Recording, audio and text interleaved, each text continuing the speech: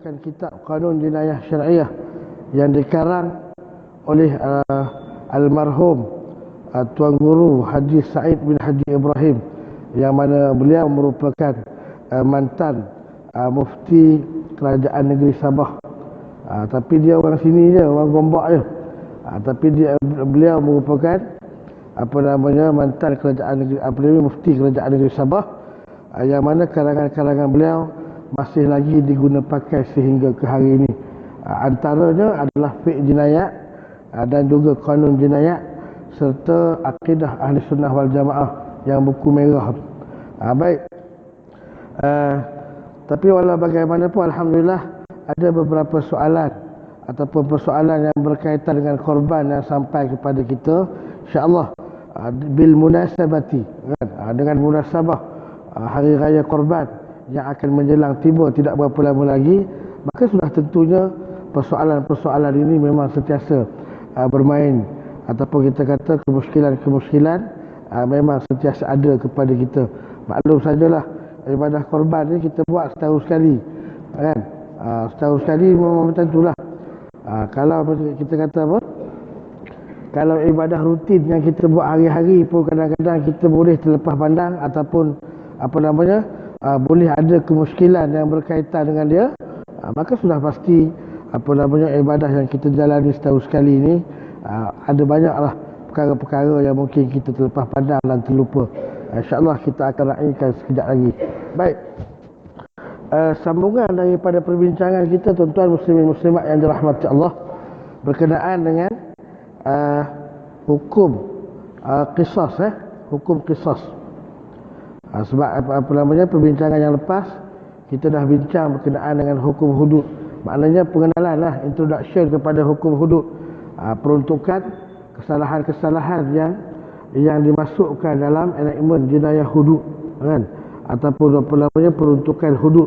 Ada berapa kesalahan semuanya? Ada 7. 7 kesalahan. Ada yang kita kata kesalahan-kesalahan yang termaktub ataupun yang terkandung dalam perbincangan hudud. Qisas maknanya balas balik, balas balik. Kesalahan-kesalahan yang wajib dikenakan hukuman qisas. Yang pertamanya, tuan-tuan sekalian, ialah membunuh dengan sengaja. Bila mana seseorang bertindak membunuh orang lain tanpa hak dengan sengaja, maka dia dikenakan bunuh balik. Qisas ni maknanya bukan hukum bunuh aja. Qisas ni balas balik, balas balik. Bunuh dibalas bunuh, luka dibalas luka, hilang dibalas hilang. Hilang apa? Hilang anggota, kan? Contoh, ada orang kerak tangan kita, putus kudung, maka kena balas balik kudung tangan dia lah, kan? Itu orang panggil qisas, dibalas balik. Maknanya menghilangkan ataupun mencederakan salah satu anggota badan orang lain dengan sengaja, kan? Melukakan orang lain dengan sengaja.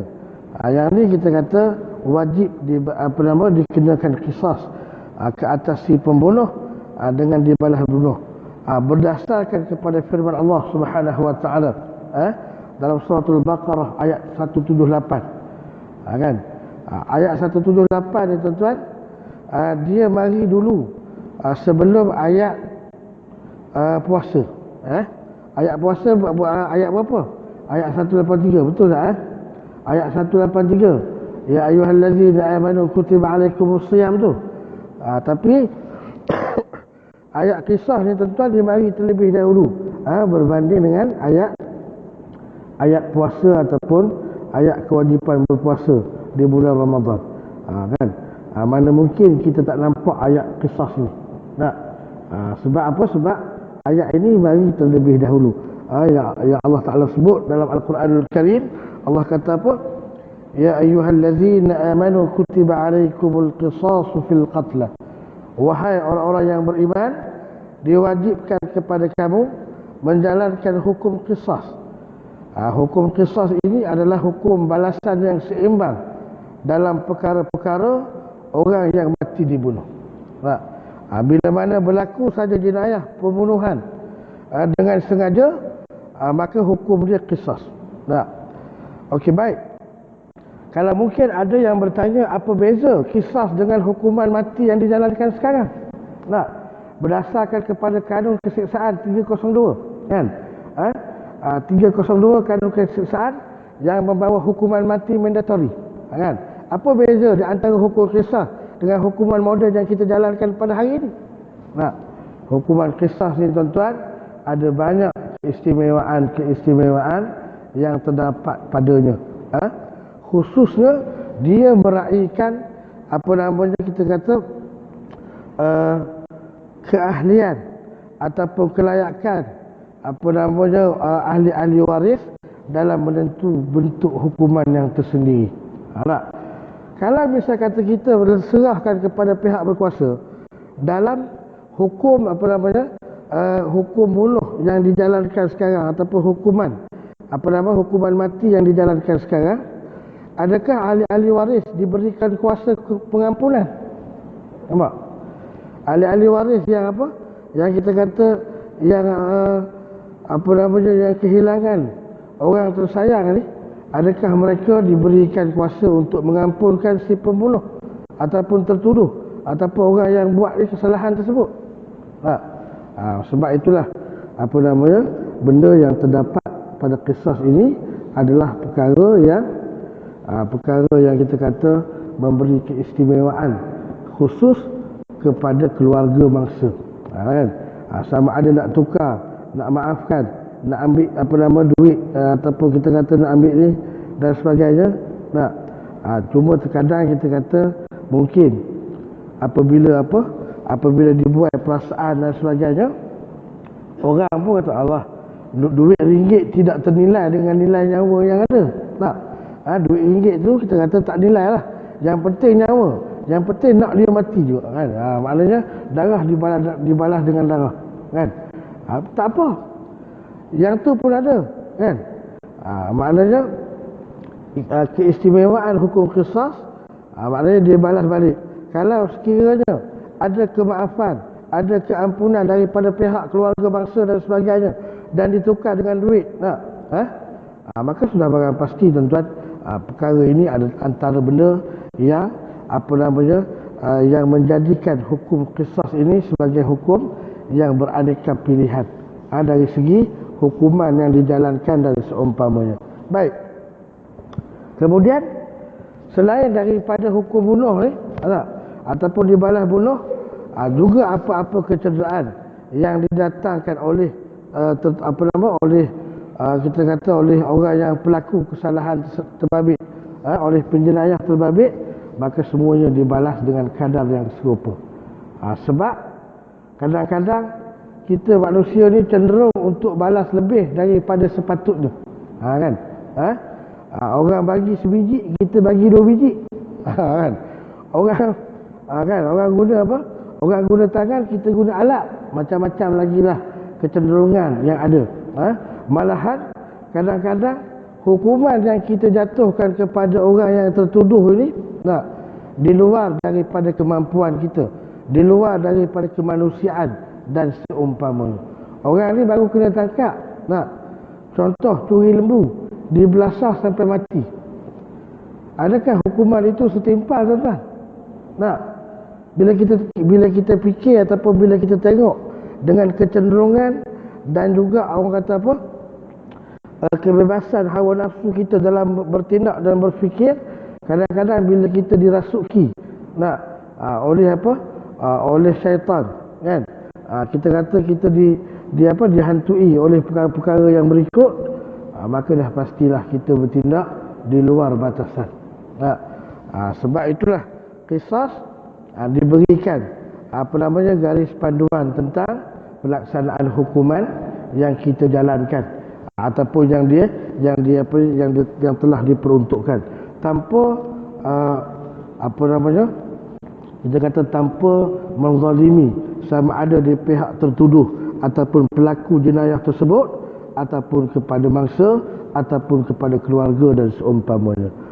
Menerusi surah Al-Maidah ayat 45, Allah sebut dalam ayat ini, Allah kata apa?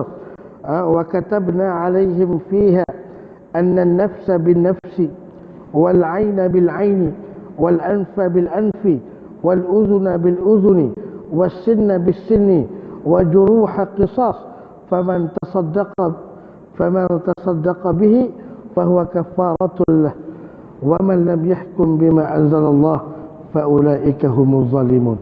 Ayat 45 surah Al-Maidah. Baik, maksud dia apa? Dan telah kami tetapkan ke atas mereka di dalam kitab Taurat itu bahawasanya jiwa dibalas dengan jiwa, dan mata dibalas dengan mata, hidung dibalas hidung, telinga dibalas telinga, gigi dibalas gigi, luka-lukanya juga hendaklah dibalas seimbang dengan perbuatan yang telah mereka lakukan. Tetapi siapa yang melepaskan hak membalasnya, yakni apa benda lepaskan hak ni?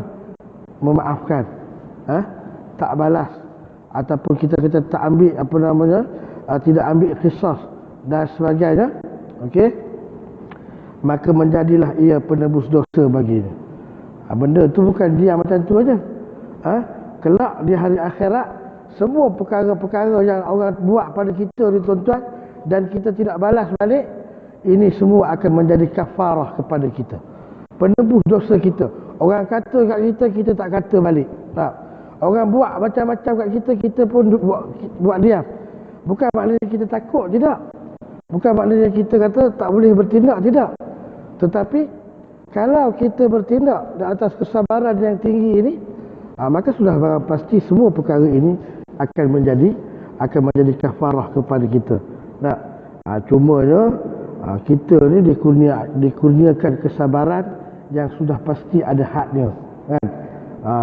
Buat lebih kurang kita ni, kan, ada hak lah juga, kan? Sekali mungkin tak balas lagi, 2 kali mungkin tak apa, 3 kali hang tunggu, kan? Tunggu, aku pula nak balas. Maknanya kita pun tak boleh nak kata apalah, sebab marah ni masing-masing semua orang ada marah. Kita ada marah, kan? Saya ada marah, tuan-tuan ada marah, kita semua ada marah. Maknanya buat lebih kurang, tunggulah, kan? Maknanya itu kisah. Nak ambil tak apa, kan? Tak ambil, alhamdulillah, lagi bagus, kan? Cuma kita tengoklah, kan? Kalau sampai dia bertindak kita kata keterlaluan sehingga mencalar maruah kita, maruah keluarga, maruah agama dan sebagainya, maka sudah pasti ada tindakan-tindakan susulan yang mesti kita buat dan mesti kita ni, kan? Baik. Dan barang siapa yang tidak menghukum dengan apa yang telah diturunkan oleh Allah, apa yang diputuskan oleh Allah Subhanahu wa taala, maka mereka itulah orang-orang yang zalim. Zalim sebab apa? Tidak mahu mengambil hukum Allah sebagai panduan dalam kehidupan kita sehari-hari. Tuan-tuan, kita makan rezeki Allah, kita duduk di bumi Allah, kita berada dalam dalam lingkungan bumi Allah Subhanahu wa taala, kita diawasi oleh Allah, kita diberikan oleh pelbagai kenikmatan, kerahmatan dan perpanjangan daripada Allah Subhanahu wa taala. Tiba-tiba kita tidak mahu ambil apa yang Allah Taala putuskan. Sebab itulah bila kita kata menegaskan berkenaan dengan rang undang-undang 355, kan, yang sekarang ini hangat diperkatakan dan sebagainya, maka kita kena sokong, orang Islam kena sokong akan rang undang-undang ini. Dia bukan sekadar perbincangan biasa yang melibatkan fahaman politik kepartian sempit dan sebagainya, tetapi dia melangkaui daripada itu. Nama kata orang Islam mestilah menyokong sebarang penambahbaikan yang dibuat terhadap undang-undang syariah. Bukan kita kata hudud secara umum ataupun secara khusus, tidak. Tetapi penambahbaikan terhadap undang-undang syariah, kan? Yang sekarang ini makin terhimpit kerana apa? Kerana peruntukan yang telah pun sedia ada ni terlalu sedikit, terlalu lemah, sehingga tidak lagi menggerunkan mereka yang melakukan kesalahan. 356, tuan-tuan. 3 tahun penjara, RM5,000, 6 sebatan. Allah, banyak mana sangat? Banyak mana sangat RM3,000, kan? Banyak mana sangat 3 tahun penjara, kan? RM5,000, 6 sebatan. 6 sebatan tu kalau buat rayuan lepas. Warga emas tak ada apa? Tak ada sebatan kan. Jadi ini antara benda-benda yang kita kata sangat-sangat ringkas hukuman jenayah syariah yang ada dalam negara kita ini. Baik. Kemudian selain daripada qisas, kita juga ada satu bentuk hukuman yang nama dia diat. Diat ni apa dia? Hukuman diat ni apa tuan-tuan? Hukuman diat ini adalah harta yang wajib dibayar, satu jumlah harta yang wajib dibayar kepada penjenayah yang buat kesalahan-kesalahan macam ni juga kan. Bunuh tapi tak sengaja kan. Sebab itulah dia beza ni kan. Dia beza. Kalau misal kata orang sekarang ni Allah Akbar, sampai dia telefon. Kesalahan diat ni tuan-tuan adalah kesalahan denda denda yang melibatkan harta ataupun duit ringgit duit ringgit. Baik. Diat ni kena bila? Maknanya kesalahan-kesalahan selain daripada yang disengajakan. Dia serupa je. Benda serupa je. Kesalahan ni serupa. Contohnya membunuh. Membunuh sengaja dengan separa sengaja. Dalam Islam dia ada banyak kategori bunuh kan. Kalau misal kata apa, dalam peruntukan undang-undang sivil sekarang ni, kalau hak bunuh sengaja ke, separa sengaja ke, tak sengaja ke, dengan niat, tanpa niat dan sebagainya, maka hukuman dia sama saja. Maknanya pergi ke disiasat mengikut Akta 302 Kanun Keseksaan. Betul ke akta tu 302 Kanun Keseksaan kan, yang membawa hukuman mati mandatori. Tapi dalam Islam kita tengok yang pertama sekali ialah kepelbagaian hukum yang ada ni tuan-tuan, menandakan bahawa Islam bukanlah niat yang utama sekali nak hukum. Orang ni kena bunuh, maka dia tetap kena bunuh. Kok mana-mana pun dia mesti mati juga. Bukan. Maknanya akan ada peraturan-peraturan yang mendidik masyarakat, yang memberi kegerunan pada pesalah dan sebagainya. Dari segi penjenayah, memang dihukum. Ada yang kita nampak berat hukum dia, nampak macam kejam hukum dia, nampak macam kita kata apa, benda tu tak masuk akal dan sebagainya. Tetapi tuan-tuan, kita kena ingat kan, inilah bentuk hukuman yang boleh menjadi ejen pencegah kepada berleluasanya kegiatan jenayah. Macam mencuri contohnya tak? Nampak kena potong tangan kan? Bila kena potong tangan, Allah, hukum ni nampak macam kejam lah, tidak berperi kemanusiaan, barbarik dan lain-lain kan, kecaman-kecaman yang dibuat. Tetapi kalau kita tengok dari sudut pelaksanaan kan, okey, yang pertama sekali kita ambil dari sudut apa? Dari sudut kita kata seseorang yang kehilangan barang. Orang hilang barang ni semua sakit hati tuan.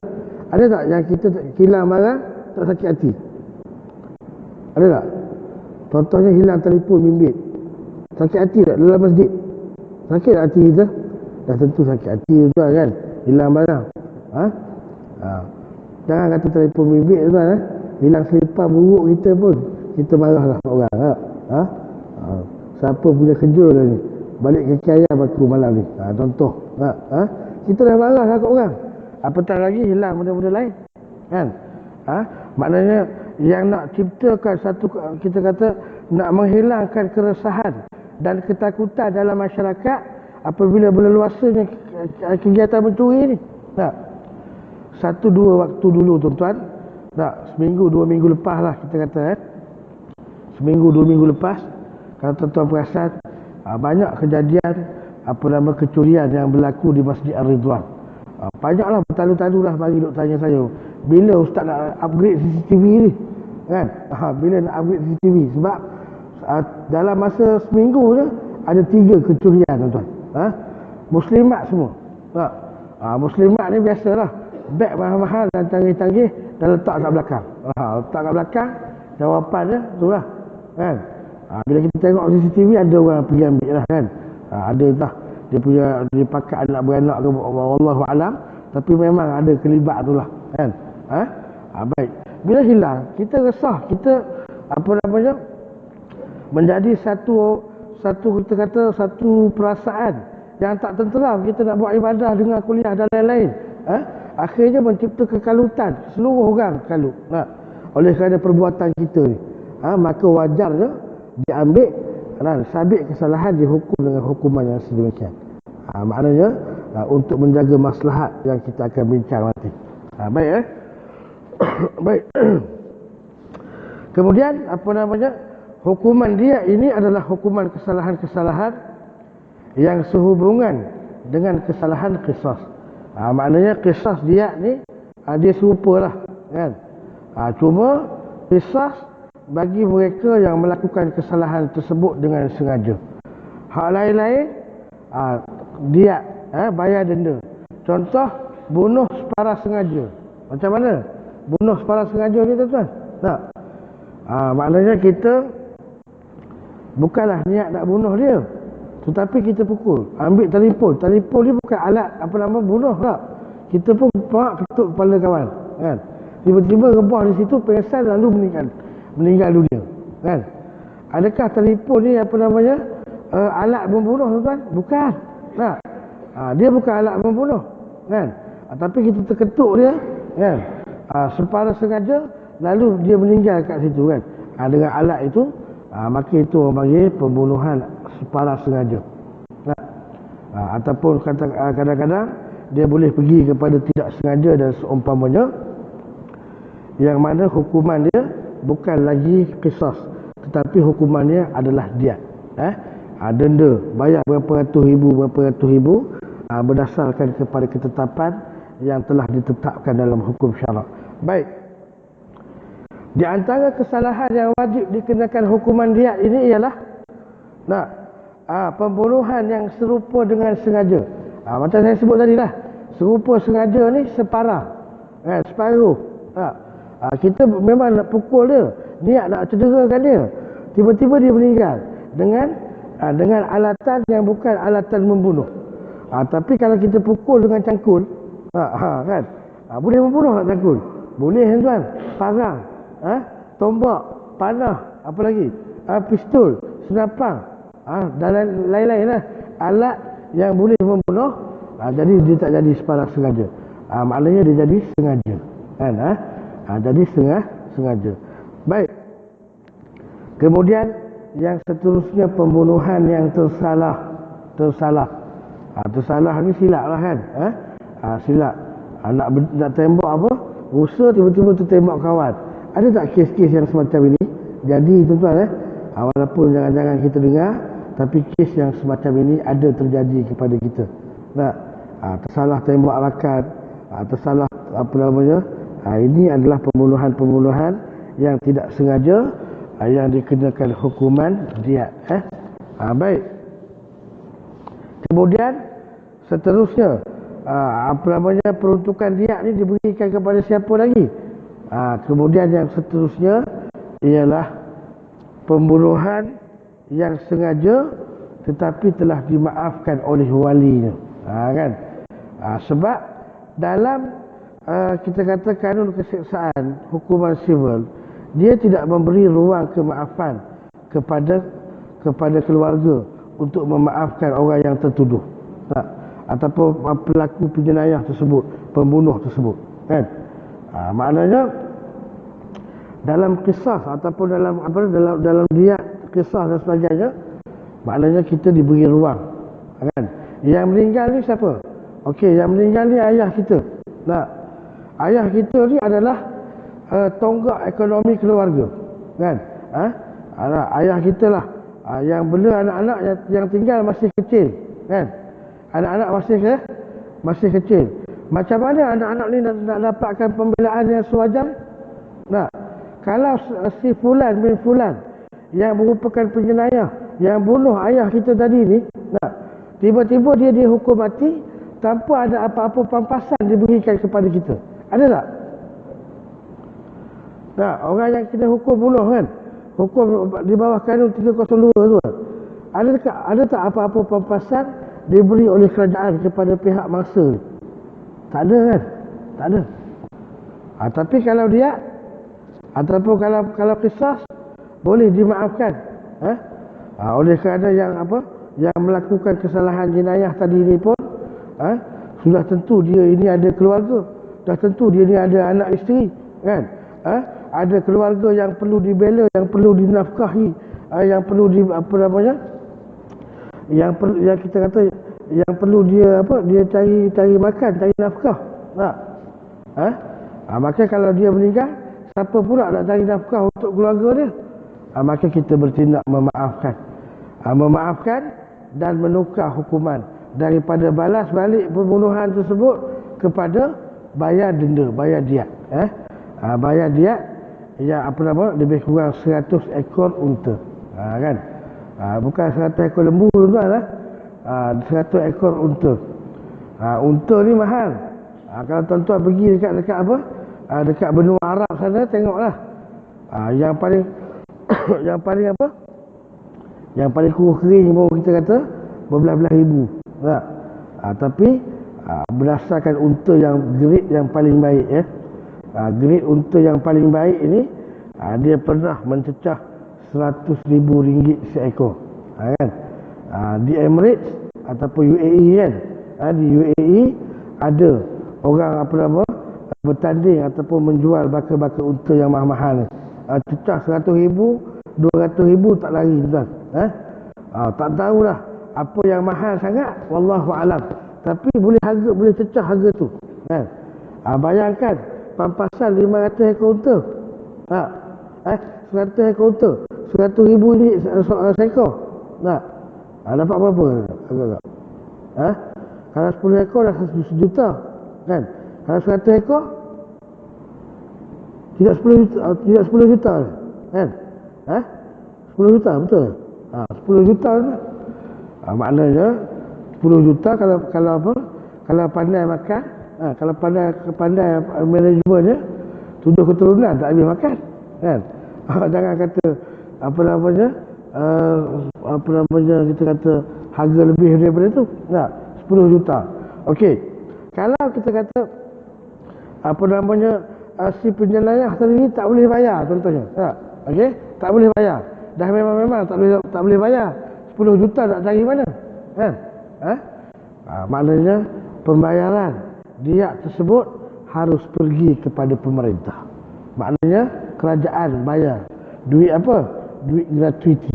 Duit apa nama? Duit yang itulah. Orang kata duit yang kita kata tersilap dan sebagainya kan. Dibayar kepada mangsa. Dan terselamatlah mangsa daripada terselamatlah keluarga dia daripada bebanan nak cari nafkah, ibu yang ditinggalkan, balu yang ditinggalkan, anak-anak yatim dan sebagainya, terselamat daripada daripada beban keuangan, beban kehidupan dan seumpamanya. Yang inilah yang Islam nak. Bukan nak suruh bunuh sangat tak. Islam nak yang ni.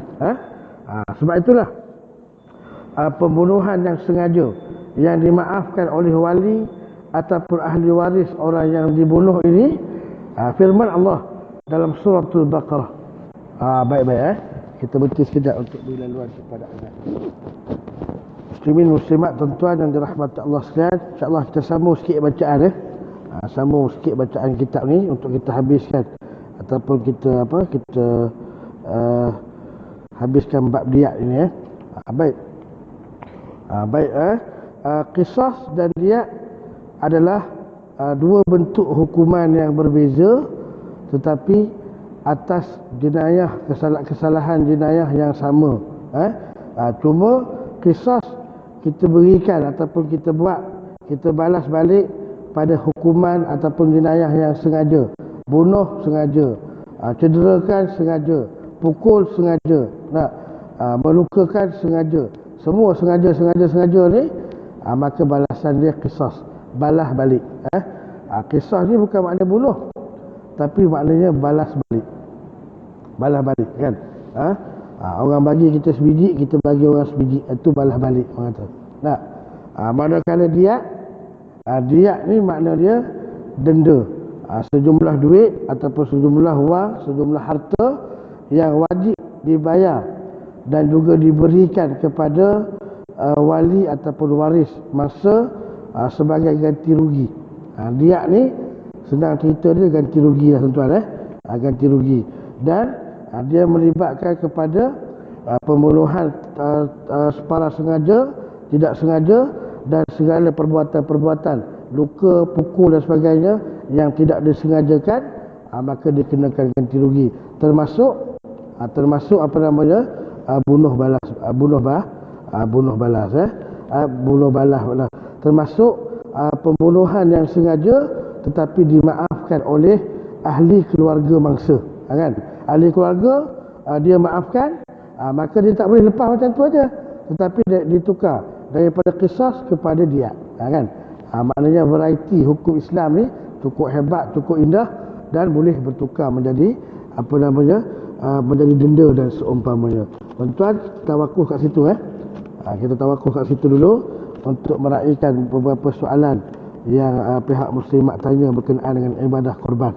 Baik, hukum ibadah korban anak yang baru balik menyertai korban dengan menggunakan punca kewangan daripada mak dia, daripada ibu dia. Nah, maknanya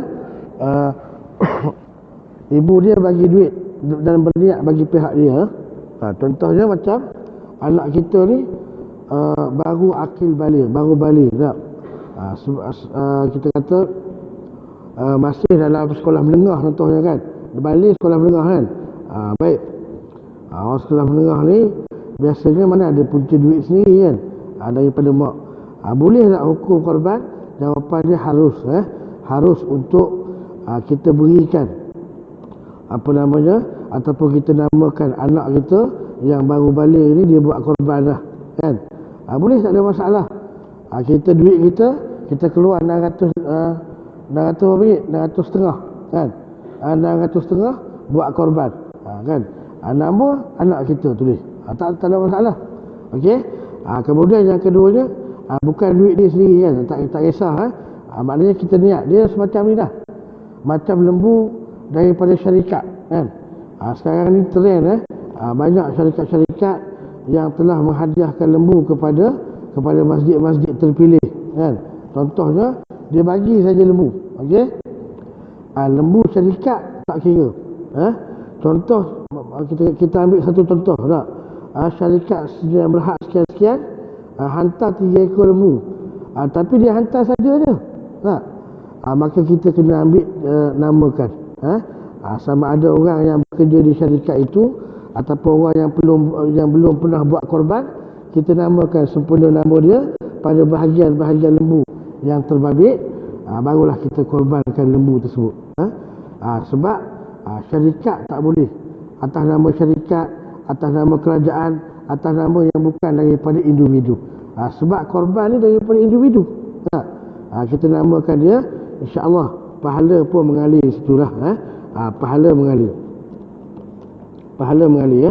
Okey, baik. Yang keduanya, bolehkah ibu beri nama anak sebagai peserta dan niat untuk korban, niat untuk korban, padahal diri sendiri tidak menyertai korban, tak?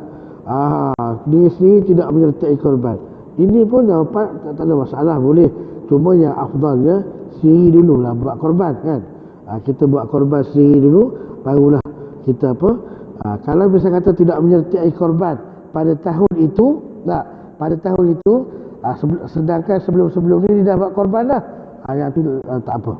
Nah, kalau misalnya kata mak tak buat korban lagi, anak anak kita niatkan ke anak, dia dari segi apa? Dari segi sipil itu betul tak kena lah. Aulawiyat kita panggil, kan?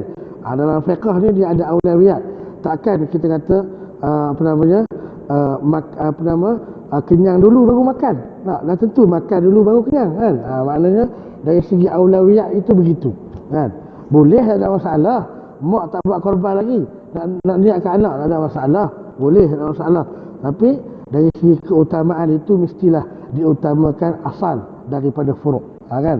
Mak ni asal lah, anak tu furuk kita, cabang kita, kan? Dia boleh buat korban sendiri bila-bila masa saja, kan? Maknanya begitu, ya. Baik. Adakah bahagian yang disertai oleh anak itu dikira bahagian korban satu ekor lembu? Bahagian yang disertai, yang ni macam mana soalan ni, kan? Kalau kita korban satu bahagian, maknanya bahagian lah. Maknanya anak bahagian anak yang tersebut sudah dianggap melengkapi 7 bahagian yang diharuskan pada seekor lembu, kan? Yang Nabi sebut lembu ataupun unta ni boleh dipecahkan menjadi 7 bahagian, kan? Kalau kita kata kita korban, kita guna nama anak, kemudian kita niatkan korban atas nama anak kita, dan anak kita tu telah pun melengkapi bahagian terbabit lah, bahagian 7 ekor lembu tu, dia tetap dikira macam tu, maknanya dikira bahagian korban satu ekor lembu. Iyalah, maknanya termasuk dalam 7 bahagian yang diberi nama pada lembu yang berkenaan lah. Baik, sekiranya tidak dikira bahagian daripada 7 bahagian, seekor lembu itu, apakah tindakan yang perlu dibuat oleh pihak urus setia? Kan, oleh pihak urus setia ni maknanya nak kena ke AJK masjid belaka lah ni. AJK masjid baik, maknanya mesti urus setia yang pertama sekali kena faham, siapa saja yang melakukan ibadah korban, maka dia kena masukkan dalam bahagian lembu-lembu yang dicatatkan itu.